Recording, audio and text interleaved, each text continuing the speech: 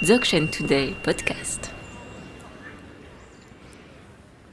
Welcome to Dzogchen Today's podcast. This series of Dzogchen in everyday life is designed for us to get more familiar with the Dzogchen view and what it can bring in our daily life through personal sharings and short practices. Welcome, everyone, and thank you for joining us. I'm Marie-Laure, and I will be your host today. In this episode of Dzogchen in Everyday Life, we will continue to talk about the Dzogchen and the relief of emotions on a daily basis and explore the topic of depression. So thank you, Mila Khyentse, Rinpoche, and Paul Baffier. Thank you for having us. For joining us on this podcast. So Mila Khyentse, you are a trained scholar, consultant, and teacher of Dzogchen. You have been traditionally trained in the Himalayas and in Europe as well. Okay. And you're a lineage holder, which is a woman or man responsible for the living transmission of the great perfection teaching. Mm-hmm. It is. Mm-hmm. And Paul Baffier, you are a translator of Tibetan. You studied at the INALCO, the Khyentse Wangpo Institute in Paris, and at the Rangjung Yeshe Institute in Kathmandu. And you have been studying and practicing Buddhism and Dzogchen for the past 10 years. Yes, exactly. Good presentation. Thank you. Thank you. Yeah. So, to talk about this topic of depression, we know that today depression, loss of meaning, gloom, and even loss of meaning and depression are forms of psychological suffering that are increasingly widespread. And we think of COVID, climate changes, and politic crisis. And the rate of depression amongst young people is clearly on the rise. For example. So to begin with, Paul Baffier, could you describe maybe through your personal experience a little bit more precisely what we are talking about when we speak of depression, gloom, and loss of meaning? Of course, at least I can try. I mean, I don't have any degree in terms of medical experience, but I have this personal human experience. When I was younger, I felt, I could say, really depressed, meaning I was in a kind of dark tunnel. It's more than a dark mood. It's something really, really deep, profound, that covers every sensation, every emotion, every thought. And you can have a lot of thoughts, but all those are completely catched, completely grasped by this dark mood. And you can say you're kind of dead inside, basically. You are so dead that there is no sense of purpose. It means you have no direction to go in life, no project, no inspiration, aspiration, envy, motivation. Yes, anything that keeps you awake is not there, and this is a really dull state also. And to me, it was really connected to anger. A really deep and global anger about everything. Everything around me, in me, was such a huge anger, and I couldn't face it. It was impossible for me to face that, because it was really like a destruction, like a big fire. You mean by facing it, it would be too dangerous? Exactly, yeah, because if you really face it, it eats you more than eating. It destroys you in one instant, and you cannot face that force, that power. And to control it, because you want to control it, you just go away from that. But going away from that, it is denial, and so you're just nurturing that state, that depressive state, by going away from it. It's kind of protection to... Yes, it's a protection. False protection. But Yeah, false protection. Yeah, exactly. You fly away, and it's a really well-known process as well. No? So it's kind of a loop. Yeah, it's a loop. Yeah, the loop of a state that condition itself. You cannot do anything because you're not you Able to. think you're in control, but you're not in control, and the state controls you, and it's just eating you piece by piece, like a small mouse, that eats you. Or a Like big rat, more than a small mouse. Yeah, big rat is better with red eyes, really. Yes. Like So that. in that state, actually, there is no sparkle of joy or positive emotions, or it might be mixed sometimes. I would say not really. It's kind of there is such a fear of seeing that wrath, that wrathful mood, that you cannot have joy with that, because it's a dark cloud on the sun, So there is no sunny day, never. No, not really. And so you say this anger is the ground of your experience. Yes, exactly. Yeah, it's the ground, and this ground has no ground, and you're just skydiving without parachute. It's pretty long, and so yes, I would say the way to go out from it in that context is, you think you can go out of it, but it's also again a prison, because you try every tools, every technique, anything that could be a little better, but it's also a Western view. It's a perspective of our culture to think there is a tool, that there is a technique to myself, to develop myself, to be a better person, or to feel great, or to feel better, and so forth. And of course, you could try, and I tried, but it wasn't working, because it's exterior. It was exterior to myself, so it's other tool, other advices, and there are always nice people saying to you, you can do that, but it's always External. Yes. And so I discovered that there was no way to go out, and in a way it was something as a discovery. Kind of relief to. Well, relief, maybe it's too strong. Relief, it would be nice. Yeah. No, but a discovery, a breakthrough. The breakthrough that there is no way to go out, but you can watch that. You can observe yourself and what's going on into that room, that dark room, and there is kind of a light in that dark room, which is your own capacity to check at yourself and to observe that. And so I began to watch at my thoughts, and that was the beginning of something as a light, something as out of the dark side of this room, but yeah, it took some years, I would say. So for you, this breakthrough was this capacity of observing what was happening. Yes, and it in a way it's not a tool. Yeah, I mean it's not a technique like I have to sit in that posture and so on. It's just you focus on what arises in you, and even it's gloom, sad, dark, angry, whatever it is, just you observe it, and this is something as a dynamic first. So it's not a happy process. I couldn't say it's happy. I was going to say that you need some courage to do that at that point. Yes, right? you need some kind of strength. But if you have a little kind of idea of being like an Indiana Jones of your mind, you can do that. So it might be the first beginning of a purpose, just observing what's inside.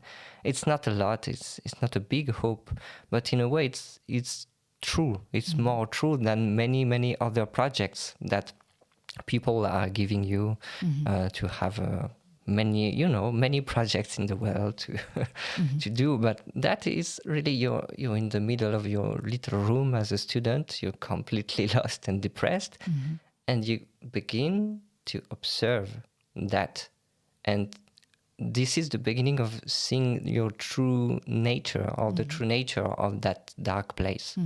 And it's kind of interesting at the end. 10 years after, or maybe 20 years after, I could say it wasn't a bad thing. So there is something to hear in depression. This is this alarm, this big cry, this big shout. This is something you must hear first before going away from it, before saying, I want to stop that. You have to hear it and hear what it's saying to you. This is the first step, I would say. Thank you. Yeah. So, Mila, Khyentse, would you share maybe some words about the view of the great perfection on that topic? On this topic, yes. Actually, what Paul said that is connected to this big dark room or big dark hole. It's really, in the great perfection, depression is really connected to, first of all, ignorance, and second of all, to anger, more than other problematics. So the first one, ignorance, is a loss of our nature, maybe not our true nature, but our nature as human being, having a purpose in life, seeing a road ahead, giving us a meaning in life, giving us a purpose to do things in life. So depression in this way, for the great perfection, is really connected to ignorance. We lose track of ourselves. We lose ourselves.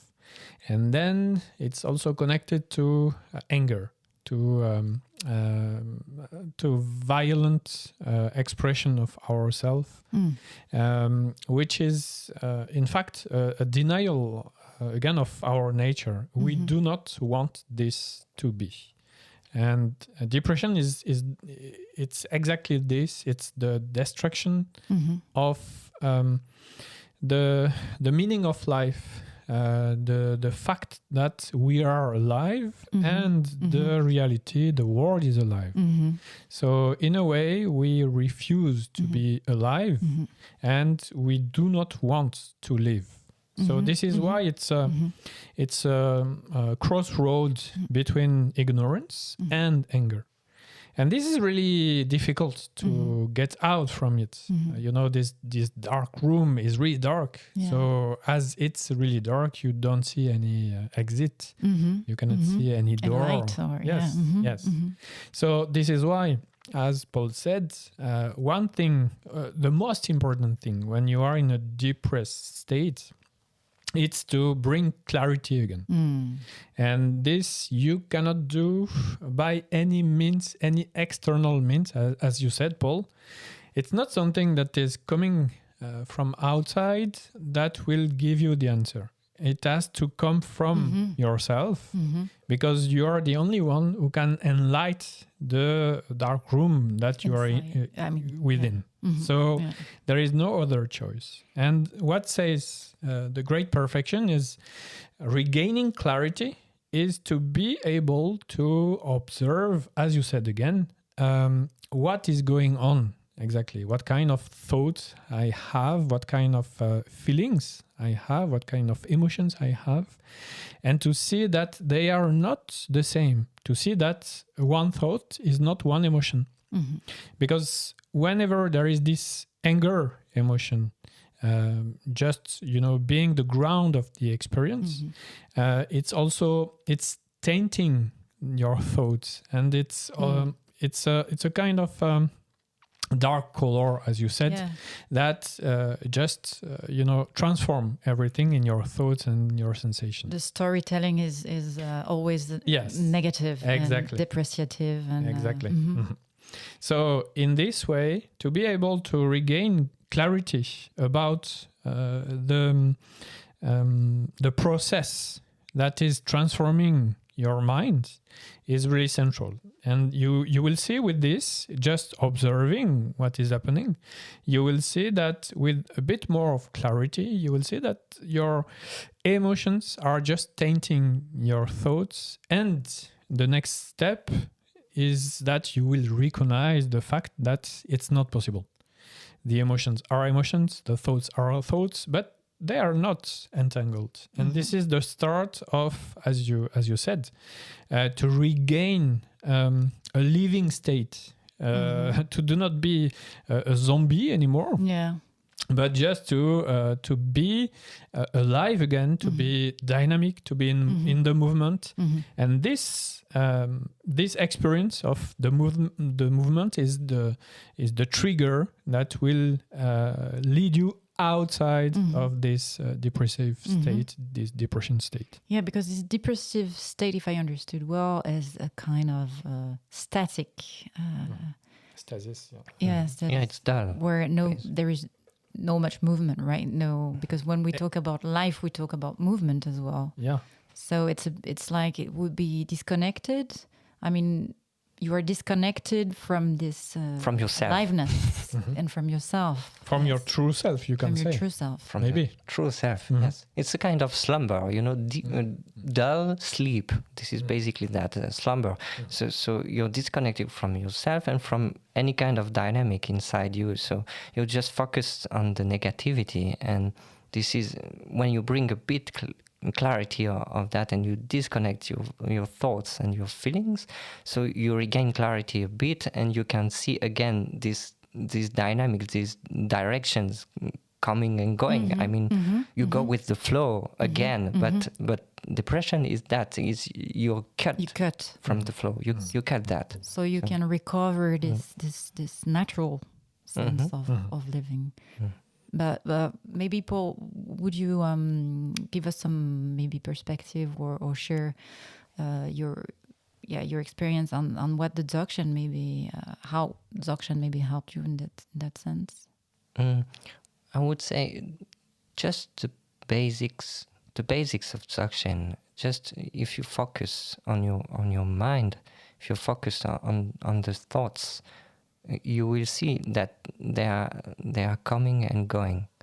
So it cannot be dull actually, but we have the feeling it's not moving, but it's just myself which is bad and gloom and dark and bad person and whatever you think you are. But if you observe, the mind is always functioning, so there is always a dynamic, and slowly, progressively, you will see, that there are many different kind of movements going on, and some are connected to anger, and some are connected to joy, to any kind of happy feelings. But for that, you need to watch your mind, so to watch the TV of your mind, and you will see that there is not always a bad serial, it's not always a bad movie, but for that you need to be really focused on your mind. Yes, and you need to recognize what is going on. In fact, yes, again. As you were saying, maybe Mila can say is that there is no true existence to this storytelling either somehow. Yeah. Sure, it's a big illusion, but you are entangled. You are inside this big illusion. So the main point is to recognize that is an illusion. So maybe to conclude, because the time unfortunately is running out. Yes, as usual. Yes. Maybe building on a previous podcast we had already, would you have another practice to share on that specific topic? Actually, as depression is connected to ignorance, and ignorance is connected to emptiness, in the Dzogchen tradition, there is two main roads. The first one, the ground one, is connected to emptiness. But as depression is the what you can say lost in space, or yes, it's the relative aspects of emptiness. We shouldn't go this way, because you will end up exactly in the same state. So the other road, the other path of Dzogchen is light, luminosity. So we should take this one when we are really struggling with depression, because luminosity is linked to our movement in the mind, to the dynamic of the mind. So it's for us, it's connected to life, to be alive again, or to live again, to be a living being again. So connecting to light, there is a really short exercise you can do every day if it's possible. 5 minutes a day, especially in the morning as usual, because in the morning we are more free than the rest of the day. And you just have one thing to do, just trying first of all to find a quiet place with just calm conditions. That's it. And then you just sit down on the floor, on a cushion or on a chair, whatever. And you just try to focus a bit with your eyes up. And there is 2 ways to practice this one. So your eyes are focusing a point in front of you in the space. So eyes open, of course. And then you will try to just imagine, to just visualize that there is a great light coming from above you, coming from directly in front of you, and trying to just remain concentrated on this really bright light. The main point here is that when you focus on the light, there is a tension. There is tension in your eyes, and also there is a tension in your chest. So it means that there is bodily sensations. So whenever you practice this exercise, you try to focus both on the light and on the sensations you have because of the light. So this one is the abstract version. So there is the material version that you can just focus on the light, on the source of light, like a bubble, like whatever you have in your living room or everywhere in the house. Try to just focus on the source of light in your home. And then do not try to just be concentrated on the light bulb directly, but on the radiance of it. And then the same way, you just concentrate onto the rays, and at the same time, you try to concentrate onto the sensation that you have in your body. So this just 5 minutes a day, so it's not light therapy. It's a bit different from that. So no sun, right? No sun. So this one is the big warning point. It's you shouldn't use the sun. You shouldn't stare at the sun directly because you will burn your eyes.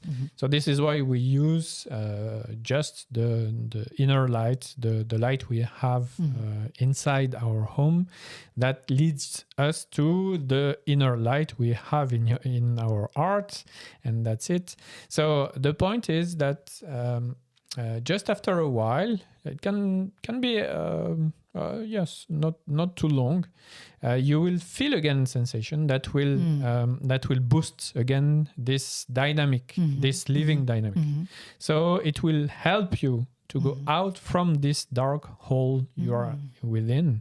And then if you continue, you will just slowly regain the living vitality and a sense of purpose again, to do things again in your life. Wonderful. Okay. Thank you very much for sharing that, Khyentse, and thank you very much, Paul Baffier, as well, for having joined us today. Thank you. And to our listeners, as usual, we encourage you very much to practice every day a little bit. Yes, if you can, 5 minutes. So stay tuned for the next episode. We will keep on talking about emotions. Bye.